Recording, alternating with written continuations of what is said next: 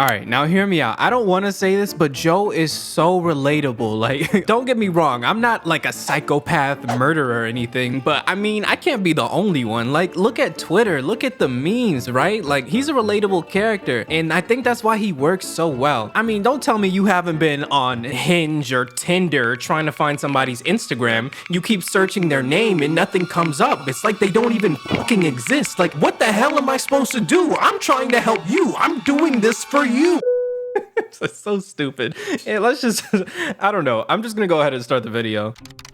Okay, so we open up with Beck, and she walks into Joe's bookstore. She's just kind of like doing her thing, you know, browsing, whatever. Eventually, her and Joe start talking to each other, and you know, they're like flirting and talking about books and Dan Brown, and all of this is going over my head because me personally, look, I'm not the biggest reader, right? Like, I don't know who the f Dan Brown is. You could tell me he wrote Cotton in the Rye or whatever, and I'd fully believe you. So anyways, Joe figures out her name and then just gets right down to business. So he goes back home, looks her up, finds her Facebook, finds her Instagram, you know, her social security number. He just finds everything. The next thing our little friend the internet gave me was your address.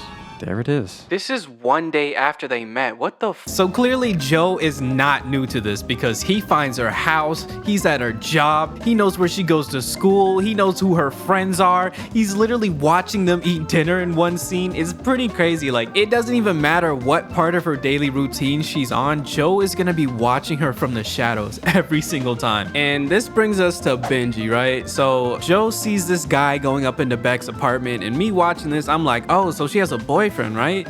Well, no, like not even close. Benji is like the supreme boy, right? Like a vegan version of Future, or like Brent Faiyaz with white privilege. Best friend walked in on you getting your dick sucked by some random woman in a bathroom at a party that I took you to. I was wasted. I didn't even finish. Okay, hear me out. He was at least honest. But really though, Benji is the last of Joe's problems, right? Joe has an enemy far greater than any man, any boy, any whatever that is in Beck's life. Who Joe really needs to be worried about is Tyrone. Now, I'm sure you're over here thinking like, who the hell is Tyrone, right? Tyrone is a pillow. Now, let me tell you, this is no ordinary pillow, okay? This pillow is a menace. While Joe's outside about to have a panic attack over Benji, Tyrone is inside going 8 rounds with Beck, I promise you. So the next day, Joe kind of like scams his way into Beck's apartment. He's just like going through all of her stuff, right? So he goes through her couch, he's going through her dishes, her drawers. He's just trying to learn everything about her. So eventually Joe finds her computer, and then he starts going through that. He's like reading her text messages, looking through pictures. It's insane. And to be honest with you, Beck's life is kind of a mess, okay? She's barely getting through school. She can't afford her apartment. Her friends are trash. She can't get over Benji. You know, it's just a lot going on, right? So Joe sees this and he's like, bet, I can fix her. This is my chance. All we have to do is meet, and then she'll see I'm the perfect man. I'm who she needs.